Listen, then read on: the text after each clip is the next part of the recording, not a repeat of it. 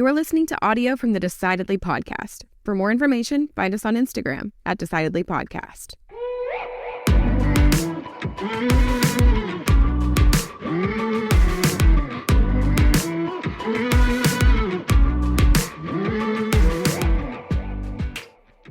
So I came over to your house the other day. We did they did the new cold plunge that you bought. Yeah, you did a good job. I did. I thought it was really good. I thought the hardest part about it was not being in the 45-degree water for 3 minutes, but it was preparing to get in the 45-degree water. That was harder than being in the water. Well, yeah, a friend of mine brought his girlfriend over to do it, and she doesn't do that stuff. And so I think it was her first time, and she hovered like for a full minute, and he just kept saying, I'm not starting the timer until you're all the way in. Yeah. And it was to the point where like her butt cheeks were like slapping up against the water. And I just said, you're torturing yourself. Like you are torturing yourself. Well, just get in the dang water. I had learned that when I was doing a lot of hiking in an area that was real up and down, somebody told me this and it really made a lot of sense, because I used to brace myself going down the mountain and I would fight the gravity. And it was hard. Okay. It's hard on your head, your hips, your knees, everything. And he said, just go with it. Just let gravity work. Just relax and go down the mountain, go down the hill. And I thought, all right, I'm going to get in this 45-degree water. I'm not going to fight it. I'm not going to clench. I'm not going to grit my teeth and, tighten up. I'm just going to embrace it. Just get right in. And just go in. So it was all mindset related. And what's funny is that it stinks every single time because I do it every day. This morning I was like, oh my God, I gotta go do that. And I get out there, but I still treat it the same way. Once I get out there, boom, unclip, throw the top off, get in, no thoughts. So a lot of things we do like that are difficult. Our mindset is really important to how tolerable it is when we're doing it. And our guest today, he's an expert on mindset. Mike Moor, better known as Mindset Mike. He was on episode 115. He's back. You remember him as former FBI crisis negotiator with 7 years of service. He's a mindset coach to top athletes and businesses through his company, The Unfair Advantage. And he's a seasoned wrestling coach with 19 years experience. As a 3-time NCAA Championship Coach and former NCAA Division I wrestler himself, he's got an amazing track record of nurturing talent. Over 100 state placers, 50 All-Americans, 9 national championships under his guidance.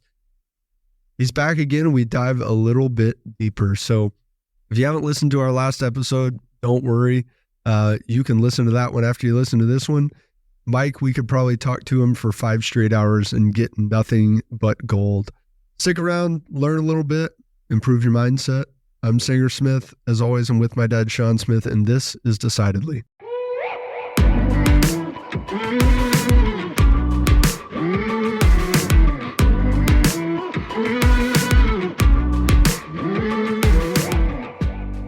Glad you're back, Mike. I think we ran out of time for all of the questions that I was trying to dig into your brain and extract wisdom from. So thanks for being here. You guys ran out of time. I wasn't even here to add to it. You would have taken away from it. I would have detracted, I'm sure. So Mike, since we talked last, I was at a tournament and you had given me advice on how to, approach the match in a healthier way, right? I was always I'm hyping myself up, trying to make this dude my enemy so that I could really aggressively attack in the tournament. And it worked. It was that helped a lot. I did get injured though. And it hurt so bad. I'm limping off the mat. I can't really tell if it's physical pain or just embarrassment manifesting in physical pain, and the next day it was horrible. I couldn't walk. I couldn't move without crutches. I had a friend of mine take me to the knee doctor, to the surgeon. I'm in the, lobby with my leg fully extended, just wailing in pain. Every little move I made was, torturous. Get the x-ray. The doctor comes in. He goes, all right, dude, so it's a sprain. I go, okay, so I'm a big weenie then, huh? And he was like, nah, he's being nice to me. But I'm thinking, all I can think of is I'm such a loser. And within 48 hours, I was back in the gym lifting weights. I'm like, how do I go from being unable to move, unable to walk, to full and total use of my knee? Yeah, I felt it a little bit. It was a little tender, but I could go squat 2 days later. And I figured there's got to be something within that has to be within my head. Is that your question to me? Well, how often do you, here's maybe a better question is that something that you experience with injuries? Do athletes overplay it in their own mind? Yeah, all the time. It's like, people talk about psychosomatic illnesses all the time, where literally you psych yourself into illness. So a lot of the times we think something is much worse than it is. So our brain projects things as much worse than it is, whether it's like something physical in our body, something going on in our life. So it gets made out much worse than it is. So there's that viral video. I think it's Will Smith narrating, talk about how everything you want is on the other side of fear. And it's one example is someone that thinks they're reaching into a cage full of tarantulas, and it's a cage full of teddy bears. Yeah. But they're freaking out because they think it's a teddy bear. I think it's a tarantula.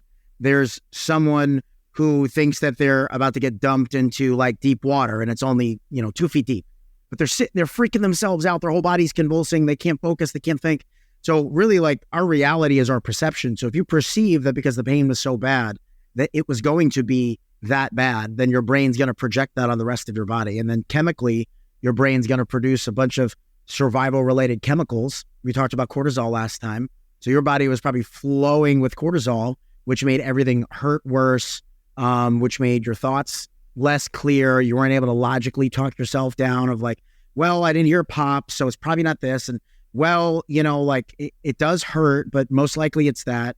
Your brain immediately went to the worst case scenario, just like the tarantulas, just like the deep water. Yeah, I immediately was in the worst case scenario. Like, I tore my ACL. I'm going to be out for 9 months. It popped. There was an audible pop. I did hear it, which did not help my fear. So you did hear a pop. Okay, so I was just assuming you didn't hear a pop. But on the flip side, if you notice, as soon as you found out you were good, you felt better. Yeah, almost immediately. I walked out. I was like, well, if he says it's sprained, I can probably not use these crutches. And it was hard. It's like I limped. It's not like I immediately ran to the car. It took me forever, but I got there. I wasn't even willing to attempt putting weight on it on the way in. On the way out, I'm like, yeah, let me see if I can get over this curb. Yeah. So, obviously it was something where the second that your brain realized that you're okay, the other chemicals came around and you immediately move forward. So that just shows you the power of, the mind-body connection, where you thought it was bad, it made you feel worse. You realized it was good, you immediately felt better. Make sense? Yeah, 100%. I think people probably do that with money a lot. Yeah, I think they do. I think people get wrapped up in their fears, and they concerned that they're running out of money, and that causes them to make bad decisions. Sanger and I were talking about this the other day. We had a conversation that we both had observed that we were only working with people who were financially successful over a long period of time. In other words, we said, gosh, none of our clients fail out and just kind of run out of money. And so I was thinking about, because I listened to the episode that you guys did, which was good in spite of the handicap that you had of me not being there.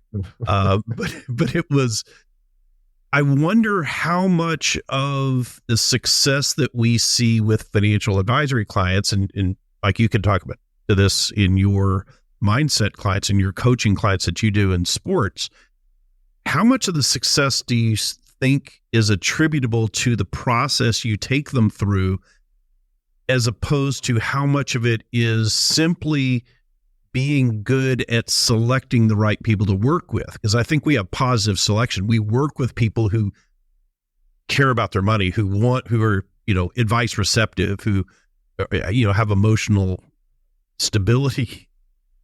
How much of that do you think goes to either side of that? I don't think it's an either or. I think it's an and, right? So I'll relate it to sports.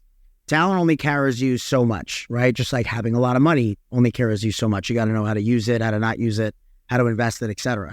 So ultimately, when it comes down to success, let's just talk high performers. It comes down to their habits and their daily habits and their process. So when it comes to selecting coaching clients, similarly, I just invested in the most expensive coaching course, business coaching course that I've ever invested in. And there's a quote, hopefully I remember later, something along the lines of like, when you invest an insane amount of money in yourself, you tend to get really good results. I'll try to remember that quote later. But in this course, one of the biggest things that they talk about, which I and you, I think, do naturally, when you know the process that gets results, you're not concerned with like all of the people that could potentially coming in. You know the fit that you need to get the results that you want. Even if you don't necessarily have the most money, or even if, on my end, they don't have to have the most talent, but at a minimum, they have to be good at their sport. At a minimum, they have to have some sort of money to invest. They have to have some sort of idea of how to manage their money. They can't be bad at managing. That's the ante to play in the game for sure. Right.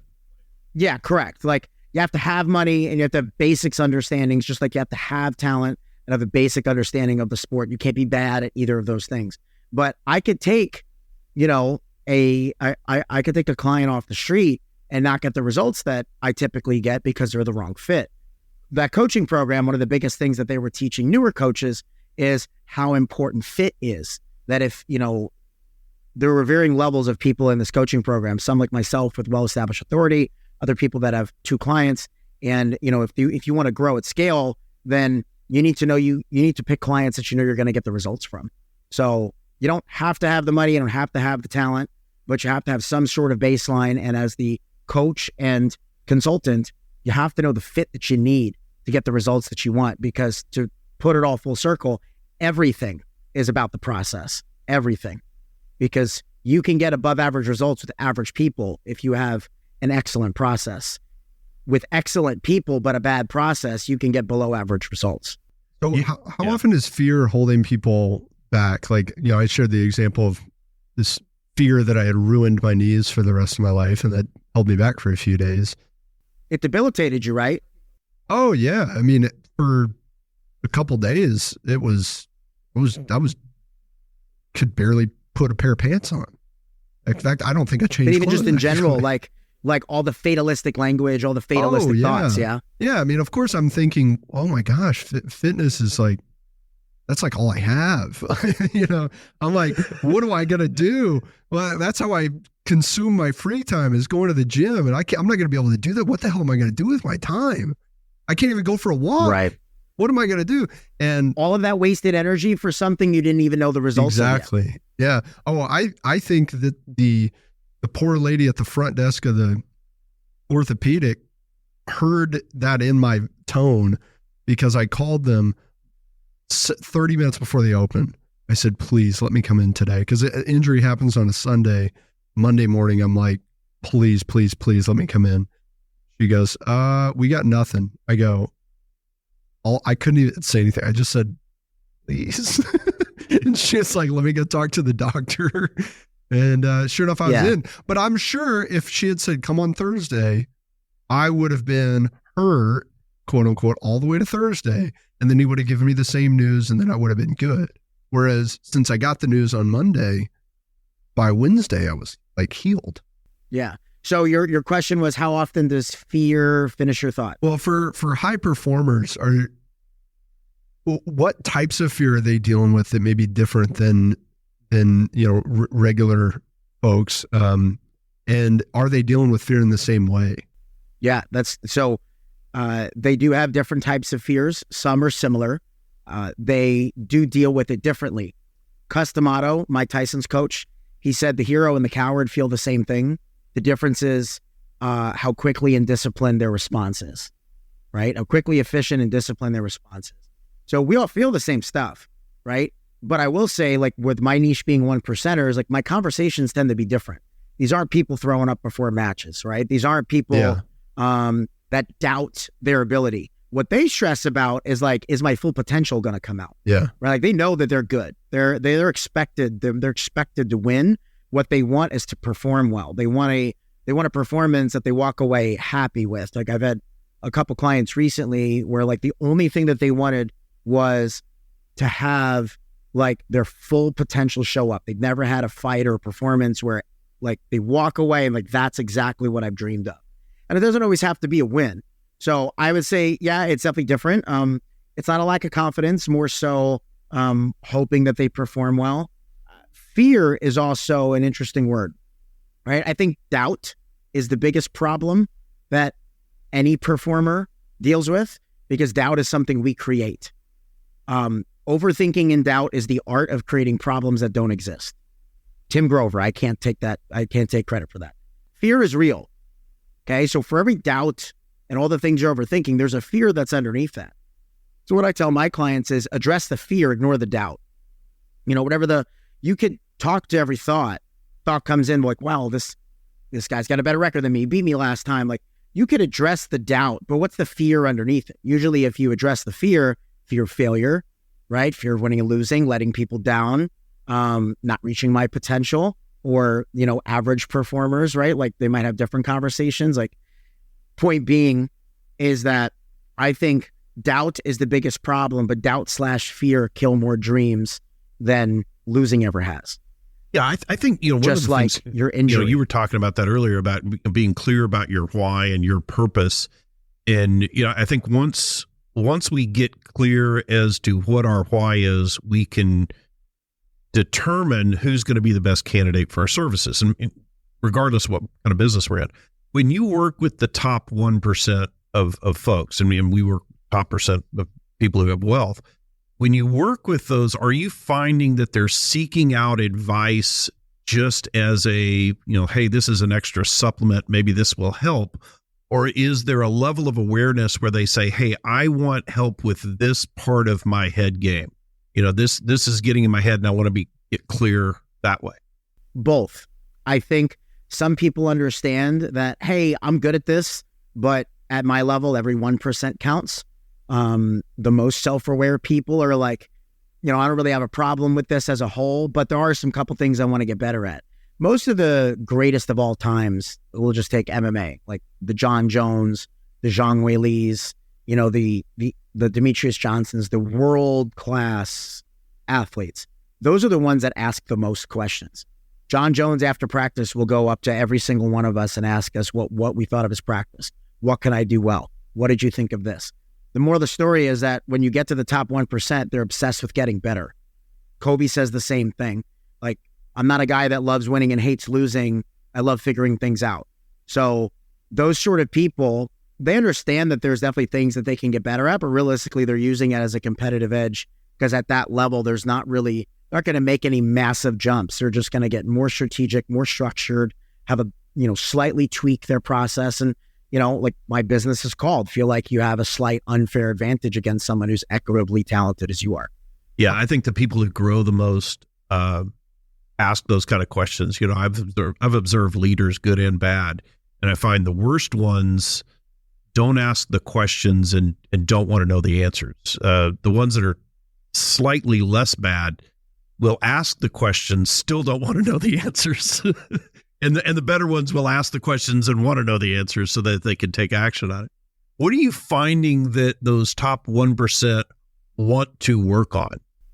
It's different for everyone, but I would say what they need the most work on is, for a lot of them, is finding a balance, like an identity outside of their sport.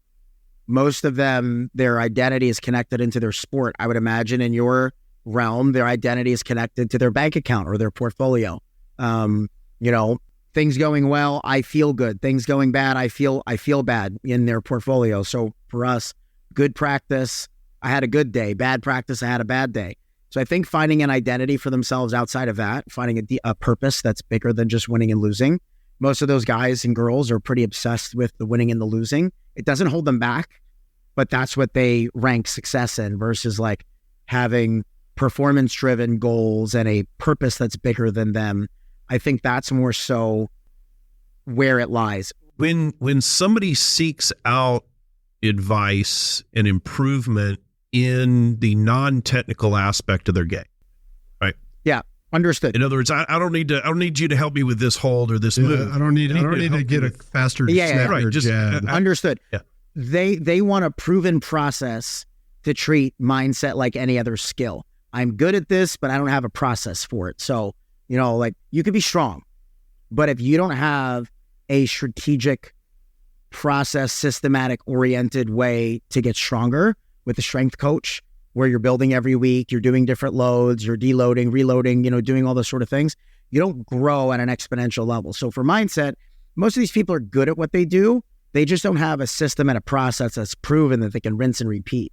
They want to reverse engineer good performances, not just hope that their psyche holds up because they're strong enough in their past times competing. That makes sense?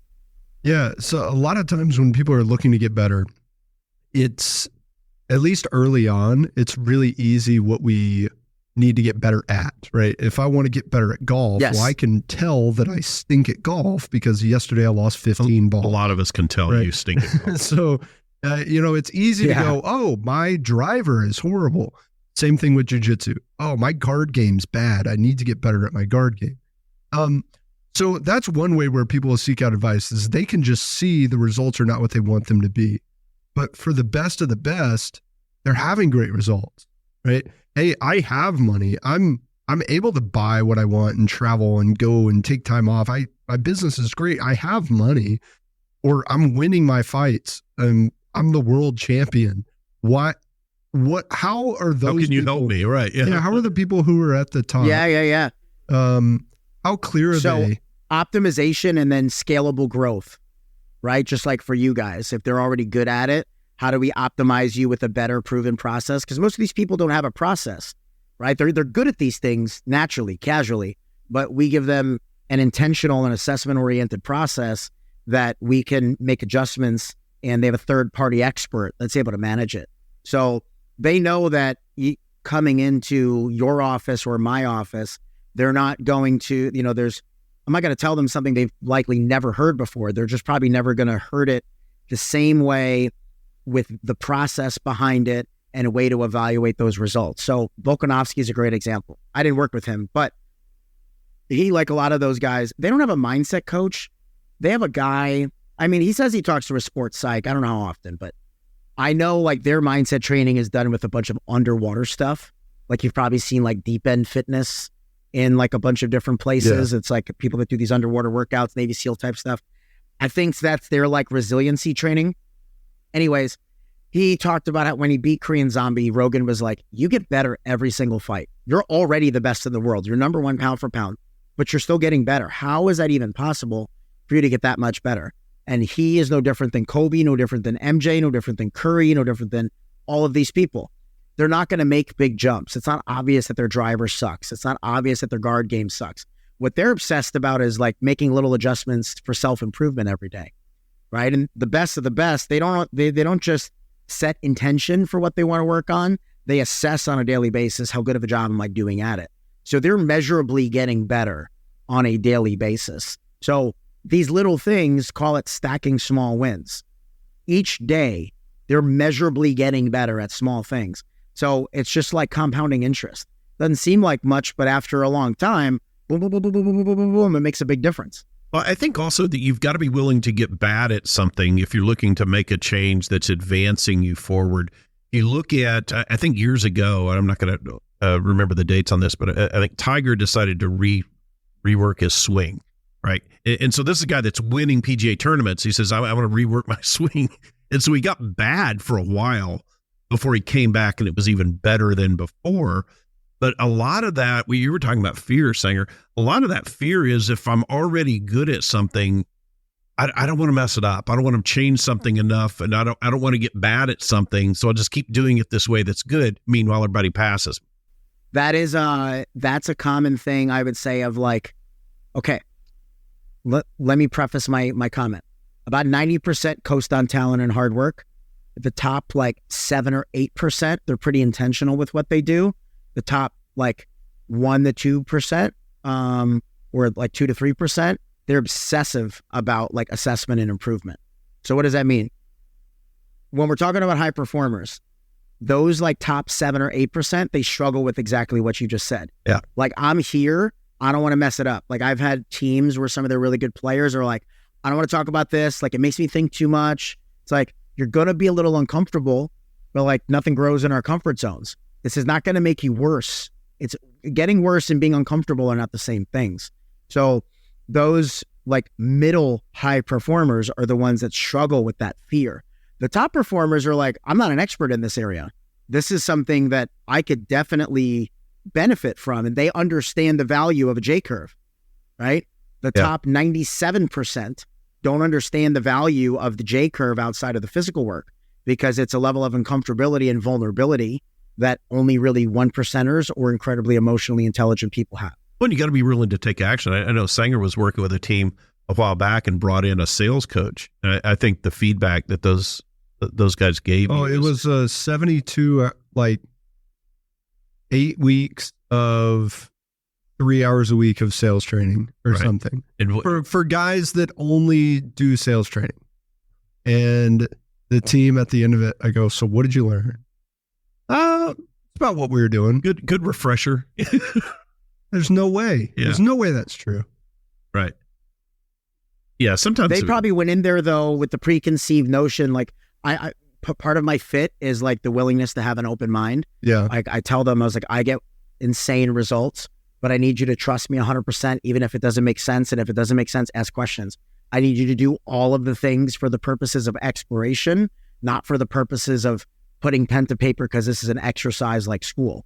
So I've noticed that, like, let's say clients I work really well with, there's a top 15 kid in the country for college wrestling that I work with.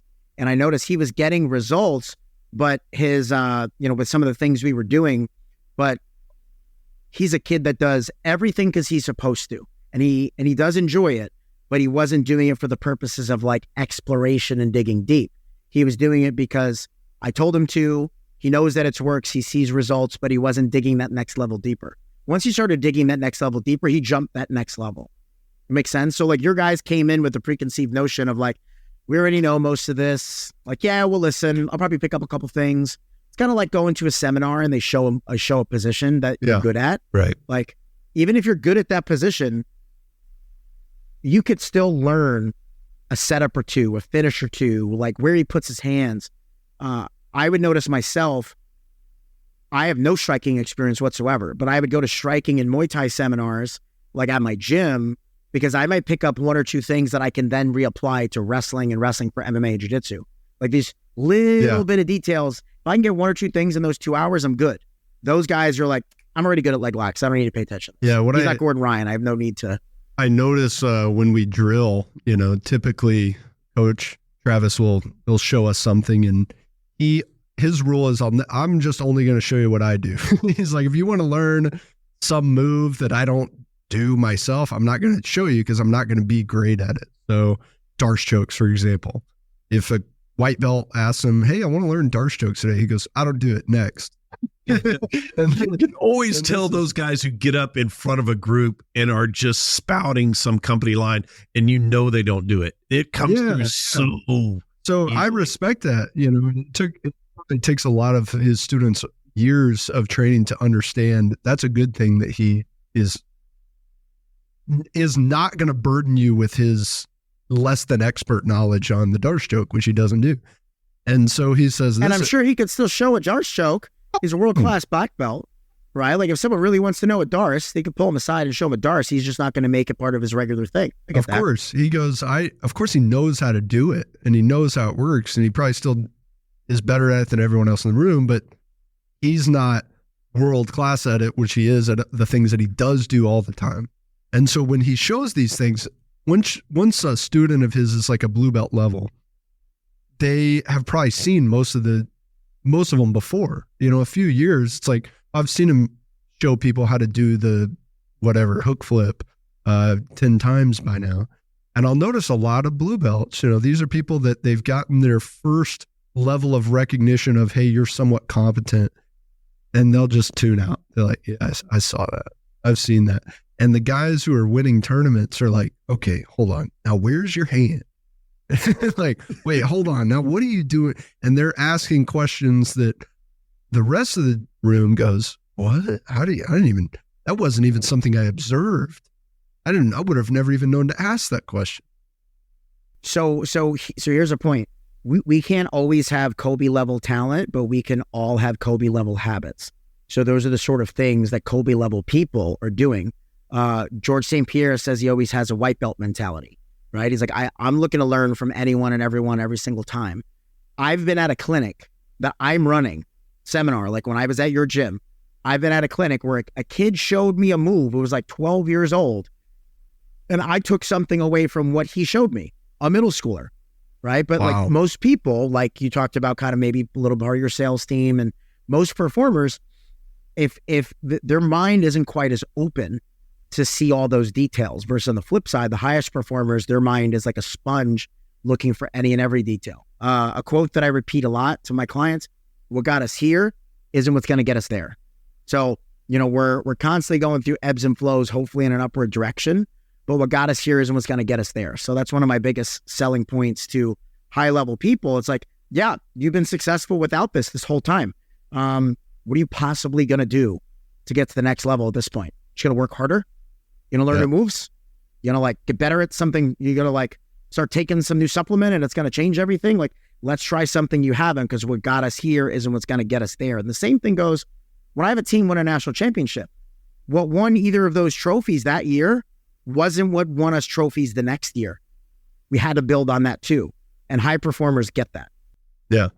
Have you seen those videos that they're martial arts guys or whatever? They're showing these videos in slow motion of how to de-arm somebody with a knife or gun or something. McDojo. Yeah. And it just doesn't work. Just doesn't work. I was just with him this weekend. Shout out to my buddy Rob. I literally just hung out with him all weekend. Rob from McDojo Life. McDojo Life, He's man. awesome. Oh, that's awesome. Yeah. I'm sorry. Continue. No, that's Well, where I was going with that is, in our industry, there is that kind of BS that's out there where people put it on the internet. You listen to a radio show or some guy that thinks, one product is the solution to everything, or, you can time the market, or you can do all this stuff. Just that you spend some years in the business and it's just complete BS. Is there stuff that you see, Mike, in your field of coaching that's out there that you just recognize, you go, oh, this is complete garbage? Let me lean in. Hell yes. Okay. Yes. I see that all the time. So it's not as much that it's complete garbage. You could just tell. So here's the things for me. When people coach only based on their expertise, right? I think that's like a red flag. They talk about all the things that they know. I think that's red flag. The biggest red flag are people that are coached what do you from explain that more? When you mean they're talking just about the things they know? It seems like that would be a good thing. Let me relate to, yes. So I'm probably not wording that well. I think, okay, imagine if for me, as a mindset coach, one of the things that make me successful is it's not these aren't my guru opinions. This is like a compilation of 28 years of experience in the sport, working with lots of different people, taking my approaches from what's worked across many different sports platforms versus in my opinion, this is the only way that things work. So let me back up for a second, because that's hard to explain what I really meant. So I'll move that off the table. Red flag number one, if people are not really good in this industry, they got their coaching credentials from a certification, which is usually 10 days, 12, 14 days, whatever. Okay. You don't learn how to win reading books. You don't learn how to win in 14 days. You learn how to win by being in the trenches for a long period of time as an athlete, as a coach, and then on the mental performance side. Everyone can have really good opinions, but if you're going to pitch a proven process, then it has to be something where you have seen it from all three realms. So a lot of people will do these life coach or mindset coach weekend certifications. That's great. It's great. It's kind of like reading an ebook. It's a really good overview and introduction into the topic. But to then take clients and bring them through someone else's process that you learned over 14 days. Again, imagine someone's an accountant and they take a mental performance certification that lasted 2 weeks and now they're a mental performance coach. I will never sell a certification for what I do. My last company did. I screamed tooth and nail about it. I was the only people that will carry my name are the people that I've brought on that are probably former clients that I've trained myself, that I feel comfortable giving a championship team. So when the people that take these certifications, that's usually if they're taking on a lot of clients and that's your experience as a mental performance coach, that's one for me. A big one, another big one for me, people that like overvalue affirmations and visualization, they're both really important. And there's scientific evidence that both of them are helpful. They're both part of my curriculum. But if like, you see this a lot in sports psych, if meditation, mental imagery, breath work, if that is your like main focus and mental performance, you don't have mental skills. Yeah. You have a couple things to calm you down, right? Like all of those things are important, but those are sprinkles on top of the icing on top of a 3-layer cake. Yeah. Yeah. So I would say those are my like 2 main things, is people that overvalue like those couple skills, and everyone's selling certifications, getting certifications, and now they think they're a certified mindset coach. On the certification side, are you saying that they need to couple the certification with some life experience and authority, or you just have a problem with the certification as itself? How many hours of residency do you need to become a surgeon? 3 years, I think. More than 2 weeks. More than 2 weeks. Yeah. More than 2 weeks. Yeah. Right. So like, I think that's the thing. There's no like uniformity, and like there never will be, but in the medical field, psychologists, psychiatrists, like all those people, like they, there's lab hours, there's residency hours, and the higher you go into the medical field, the more residency things you have to attend. I give this talk a lot when people say that like, oh, you need to have a master's in sports psych in order to apply for this. I was like, that's the dumbest shit I've ever heard. Do you think I'm going to teach your major league team how to win from books that I read or like stuff that I learned in class? I don't remember shit that I learned in college. I was like, I loved college. It's like, I don't remember any of that. You think I'm going to learn that from books? You learn that from being in the trenches. Again, point being, 4 years or a master's in a sports psych, I think is valuable. Yeah. If I had 4 years to just like chill, I would go do the same thing. But that's not what's going to help you win at scale. Being in the trenches and then coming up with a process. Like I did this for 5 years before I really started to figure this stuff out. And that was all day, every day. I'll give you a quick example. I was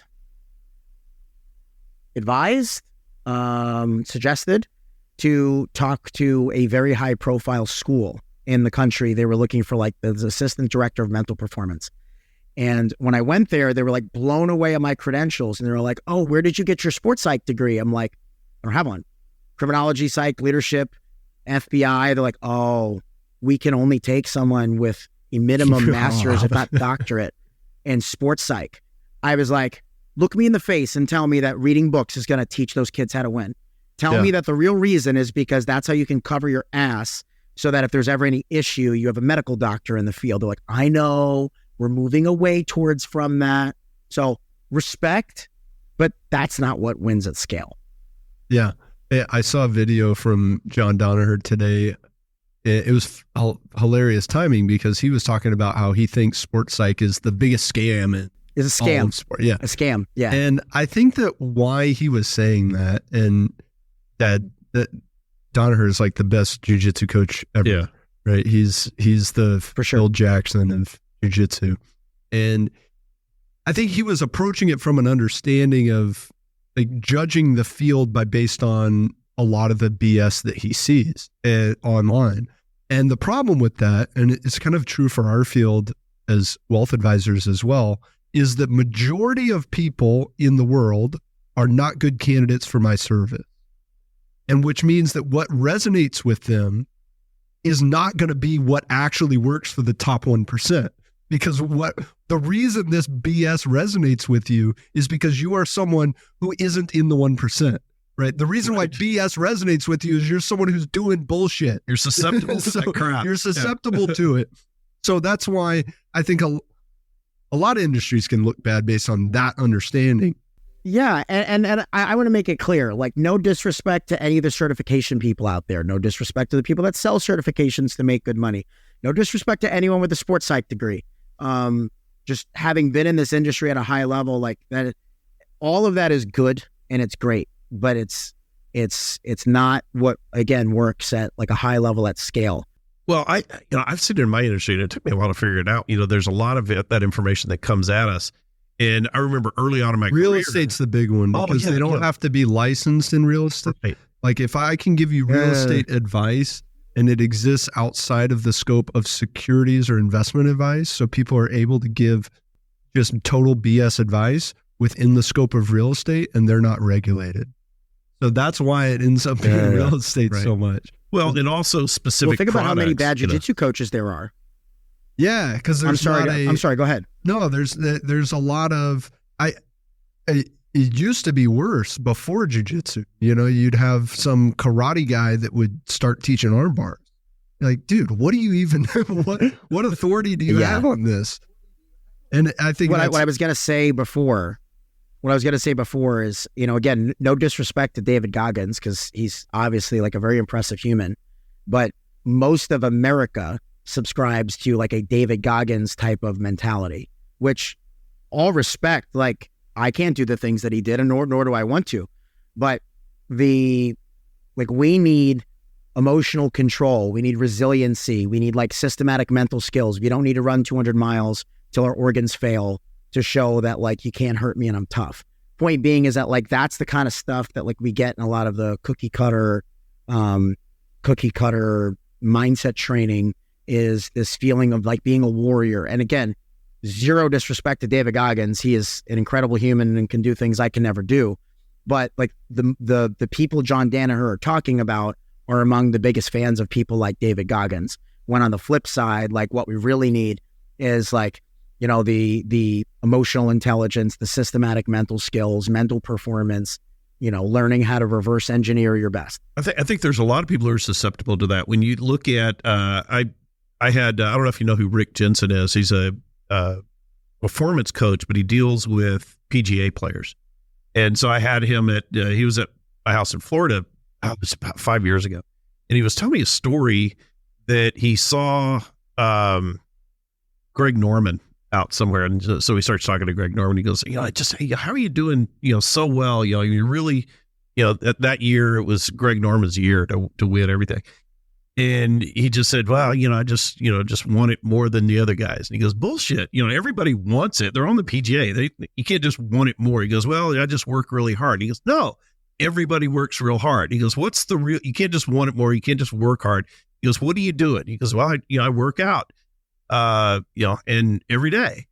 He goes, no, what exactly do you do every day? And he goes, oh, okay. So he goes, I get up in the morning and I stretch and I hit golf balls, till it gets dark. He goes, so how long do you stretch? He goes, 25 minutes. He goes, I know that because I figure out when daylight is. I arrive 25 minutes before that at the driving range. I stretch for 25 minutes. When it's daylight, that I hit till it gets dark. He goes, wow, you hit all day? He goes, well, then I'm not done. He goes, when it gets dark and I can't hit golf balls anymore, I go to the gym and I work out. And he goes, that level of commitment, he had to tell that story to this guy who wanted to go onto the PGA Tour. And this guy was this amateur. He goes, I think I'm ready for the PGA Tour. He goes, I'm already working out. I'm on the golf course 4 days a week. And the guy just shook Rick just shook his head. He goes, that is not going to cut it. Yeah. He goes, so you've got to not only step up your game in terms of what you're willing to do physically and technique and be at that top 1%, but look at how you handle yourself mentally, which is the stuff which I find really interesting that you do, Mike. Essentially, it just comes down to like having a process and a routine and a set of skills. Just like for their golf swing, they have a process, a routine, and a set of skills. Treating mindset no different than any other skill. Yeah, that's a really, really good way to put it. Is a lot of people, when they come to work with me, is I go, hey, you're able to earn money. You've been able to keep the money. You want to get better at it because you recognize that doing it on your own isn't going to get you to your full potential, although it'll probably be fine. You're probably not going to go broke, right? You're going to do all right. The biggest difference between getting to where you are and getting to your full potential is having something that's very specific in what you're doing, having a process, having a routine, having something that we are committing to. Do people recognize that when they choose to hire you, when they seek you out, or do they, once you tell them that, they go, oh yeah, duh. I get it now. Yeah. I think it's a little bit of both. Like the more emotionally intelligent people know that, like the women know that. Some of the super introspective guys know that. It's not everyone. Some of them need a little bit of explaining because it's just like not how they're trained to think. But, you guys are in the business realm. Two products in the same field. One sells 10 million a year. One sells 100 million a year. Like more likely than not, it's not that one product is better than the other. One company's systems are better than the other, right? Yeah. Their marketing system, their production system, their logistics systems. Systems is what builds better businesses, just like systems is what builds good teams. Alabama football, Clemson football, Georgia football, UConn basketball. These teams, any of the big MMA teams, they don't have a better playbook. Yeah, they don't have a better playbook. They don't know any secrets. They have better systems. Systems for recruiting, systems for donations, systems for culture building. Everything is systems, and you will default to the level of your system. So I come in, and the reason I get a lot of results, like drastic results, is that they've never touched this. Imagine someone's an elite athlete. They've never been to the gym and then hire one of the best strength coaches in the country. Yeah. You're going to go through the roof. So this is a room that they've never decorated at all. When you look at systems and sort of reworking some of these systems, do you find that they need more systems or fewer systems? Overthinkers need fewer. Well, let me rephrase. Most of them have no systems. Yeah. Okay. All right. At best, they have at best, they have like some level of systems. Like let's take a high performing team. Those teams have systems for a lot of stuff. They just don't have a system for mental performance. Yeah. They have good ideas. They have some good, like I would heard say hardly anybody has a system for mental performance. No. I'm not even sure I would know what a system for mental performance looks like, other than asking some basic questions about why. Yeah, to break it down into like basic terms, the goal should not be to work hard and hope that you win. My goal is to teach you how to reverse engineer a great performance so that the best version of you shows up every single time. In order to do that, you need to know what the best version of you looks like. You need to have you need to know the thoughts and feelings that bring out your best, the actions that bring out your best, and a set of mental skills to maintain your focus during the ups and downs of training and competing. So the skills are the glue. The reverse engineering process is like the GPS. And, the emotional control is what allows us to navigate on autopilot. I want to make my athletes and teams be like a self-driving Tesla, where at a point, we're just plugging in the destination. Great performance, boom. We know it brings out our best. We know it brings out our worst. We know we have a very clear game plan coming into every practice, coming into every matchup.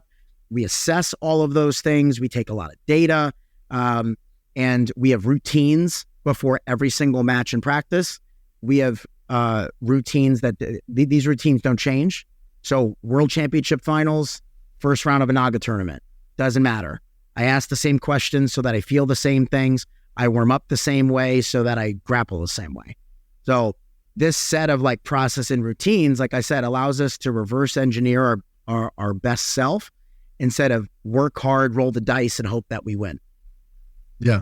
It's like in our company, and this is obviously not my idea, but we do 8 a.m. team meeting. We ask the same questions. We talk about the same thing every single day.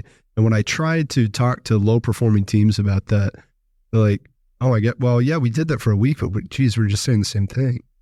We need to say our values every day.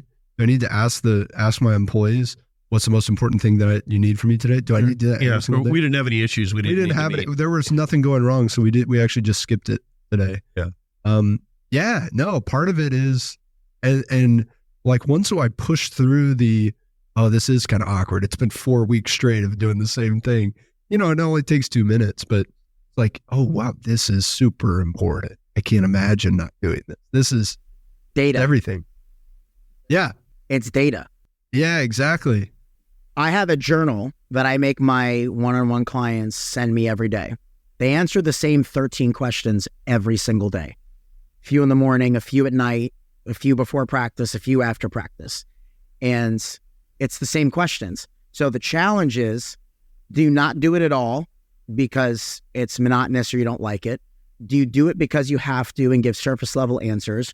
Or is it an opportunity for you to dig in, learn more about yourself, bring attention to what you need, set intention for what you want to do tomorrow, and then assess how good of a job that you did? So my highest performers, I always tell them, I was like, this is your biggest asset. This daily journal is your absolute biggest asset. These questions are made to rewire your brain to focus on like joy, excitement, gratitude, self-improvement. It's also meant to give you daily data. If you grappled once a week leading up to the World Championships, you wouldn't be very good at it. So if you only talked about these things with me in a mindset call once a week, you wouldn't be very good at it. But if you touch on these things every day, then touch base with me once a week, we're getting better 7 days out of the week, measurably. Yeah. And that's the biggest driver to success. And it also just brainwashes their everything to focus on the right thing. So point is, if your team was ever struggling with this, or you tell other people's teams, that's because they're giving surface level answers. They feel like they have to do this instead of it's an opportunity to get good data and set the tone for the day. Yeah, that's a really good way of putting it. And when employees respond that way, it is useless. And if I'm asking the question in that way, then then it's definitely useless. If my team thinks that I'm just asking them because it's 8 o'clock and I told you I would call you, and so now you're expecting this, then it would be better for me to not have that call schedule. But if you do it right, it's great. I'm going to go ahead. Well, I was going to ask you, what are some of those questions that you're asking, those 13 that you don't have to give me all those questions, but just to frame it out, the types of questions you're asking? I'll frame the types of questions, and then I do some executive coaching. And so I'll put it in those terms as well. So before I go to the executive, imagine this is an athlete, right? So they have questions. They have morning gratitude, evening gratitude, daily improvement, as well as daily standards. Okay, so you talk about your values. I have my clients identify their values. As a competitor and as a person, they evaluate themselves daily on how good of a job they lived up to their values. Because as a competitor, for example, if you want to be relentless, technical, and tough, if you're 3 out of 3 in each of those areas, you probably had a good practice or probably had a good match. It's hard to win. It's easier to be relentless, technical, and tough. Okay, so anyways, morning gratitude, evening gratitude, daily improvement, daily standards, and then they have pre-practice dopamine. Okay, like 4 questions to ask for every practice. So for my executives, morning gratitude, evening gratitude, daily standards, daily improvement, but pre-meeting dopamine questions. Meetings are monotonous, right? So how do I get myself treating every meeting just as important as the next? The really big ones, like just another one. The really lame ones, like a big one. You treat them all the same. So I'll tell you what those 4 questions are, right? Okay. So you're getting ready for a meeting, and these would be the 4 questions you would ask. What's fun or exciting about this next meeting? Where's the opportunity for this next meeting? What can I control? What can't I control? What's the game plan? Start with your top 3 priorities you'd like to accomplish. Walk in every meeting like that. Oh, I like it. That's perfect. Yeah, I've noticed that just having a few minutes, like obviously I've never asked myself those questions before, but having a few minutes to sit there and go, okay, let me get ready for this like it's something important. That's how I get ready for practice at jiu-jitsu. I don't just walk straight from the car to practice, and that's practice. Nobody's grading it. There's no trophy. There's no medal. I sit there and I do my breaths and I do my warm-up, and then I get on the mat. I should do that for meeting. And I've been doing it, and it's huge. It's huge. There's an acronym I came up with. To showcase our potential, we need to aim in the right direction. AIM standing for AIME. Bring attention to the thoughts and feelings you want. Set intention for what you want to execute. Manage your focus, energy, and emotion, and evaluate how good of a job that you did. So if you want to walk into a meeting or a match or practice, bring attention and intention to the things that you want. During that time, manage your thoughts, feelings, energy, and focus, and then evaluate how good of a job that you did. And that's a Kobe level thing. Most people like me, we could probably have no script, no nothing, go and wing a meeting and do great. If we can do an 8 out of 10 with no preparation, how good of a job could we do with a little bit of preparation? Yeah. One of the biggest tests that I would give new hires, and they didn't know that it was a test, is something I learned from Shawn, is setting up the physical meeting room, right? And the art of setting it up, because we're having people, this is back when the majority of our meetings were in person in the office, which now they're on Zoom and it's a totally different thing. Set up the meeting room.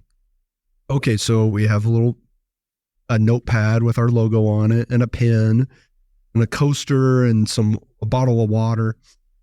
It's only 4 things. I go, you need to go in there and put this a certain number of inches from the little notepad, a certain number of inches from the edge of the table, with the pen diagonally placed with the logo of the pen facing me and the point of the pen going up and to the left.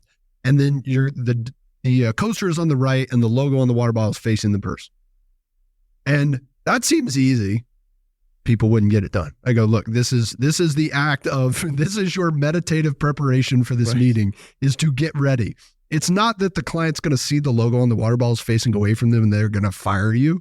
This is like you watering your bonsai tree. Okay. I need you to just have something that is ritualistic about this, so you don't just run into the meeting.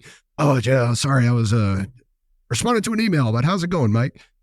And the people who were serious and got results, they would take that serious. They would treat how they place the notepad with the same level of seriousness as they approach the tax strategy on, their retirement plan. And the people who didn't care, everything's important. Who cares? They failed. Yeah. Well, it's kind of like the set the bed analogy, right? Like, you should set your bed with the same intention as you do anything else in that day. Like, do you not set your bed at all? Do you set it like crap? Do you set it perfect? The other thing, why do you think that I ask my clients before every practice and before every match to ask them the same 4 questions? Why do you think I ask them to ask themselves the same exact 4 questions? What are some of the reasons? Well, it creates a system and a habit. Creates a system. So what does creating a system do? Well, it's repeatable. It gives you data points, so you know if I'm giving the same answer and this time I give a different answer, now I know something. Yep. Why else? I think it gets you in a mindset of simplifying the energy and focusing the energy. In other words, if I can evaluate that, it tells you what to focus on. Yeah, tell me what to focus on. And I there we go. Yeah. All right. So all of those things are spot on. Let me spin it in my language. If I want you to have consistent performances, I need you to have consistent thoughts, feelings, and behaviors. If I want you to compete the same way, I need you to think and feel the same way. If I want you to think and feel the same way, I need you to ask yourself questions and do things that make you think and feel those things. So those 4 questions, they center around fun and excitement, opportunity, confidence, and calmness, right? What can I control? What can I not? What's my game plan? So like fun, excitement, opportunity, calm, confident.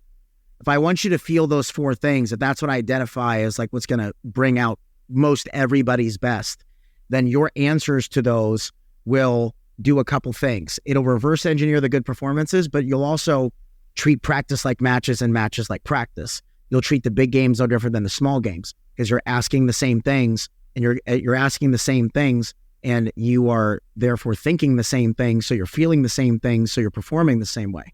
Meetings and work days and things like that are no different. Now, with regards to that, it obviously it'll allow us to treat every situation the same, but it'll also give us an opportunity, like you said, to collect data. So think about it. Let's take an MMA fight. Okay. Let's say I'm fighting somebody really bad. Well, what am I excited about? I'm way better than this person. Probably going to have a highlight reel knockout. I'm going to be able to work on some new stuff instead of just having to only focus on my best. Well, I'm fighting one of the best in the world this weekend. Well, I'm excited for the challenge. It's going to test me. This is what I wanted. The common theme is excitement. The reasons to be excited is different, but the problem is everybody brings everybody thinks and feels different things depending on the circumstances of the matches, the meetings, the significance of the client. I treat Zhang Wei Li no different than I treat a Masters world champion. They're no different. right? There's reasons to be excited and there's opportunity for each of them. So. Yeah, that's perfect. Hey, one final question. What would you say is your biggest single decision-making tip for people? It's a great question. And I've answered this many times, so I have an answer for you. Every time that you need to make a decision, you should ask yourself effective questions. Okay. So talk to yourself more, listen to yourself less. Okay. Our brain says a lot of things. If your brain says jump off a building, it's easier to tell yourself not to, right? So when you have to make a decision, ask yourself very simple questions. And I have a step-by-step process on how to do this, okay? But I'll just give you the questions. Is this productive or unproductive? Is this decision productive or unproductive? Does it bring me closer or farther from my goals? Does this reflect my priority list? Is this a bad situation? How can I make the best of it? You can go down that list of questions. And if you want to intelligently answer, yes, it's unproductive, but I'm going to do it anyway. No, it brings me farther from my goals. I'm going to do it anyway. That's your choice. But when you present it to your logical brain that way, then you're going to have to use illogical emotion to outweigh that decision. That makes sense? If you know this is a bad decision and you ask yourself and you admit that, but you choose to do it anyway, okay, it's cool. That's your choice. You just have to rationalize why you do. Yeah. Ask yourself effective questions. Decision comes, is this unproductive or productive, bring me closer or farther from my goal? Does this reflect my priority list? If you've answered no to any of these, then your decision should be clear. And then worst case, let's say the decision is already made for you and it's a shitty situation. How do I make the best of it? Or worst case scenario, how do I polish a turd?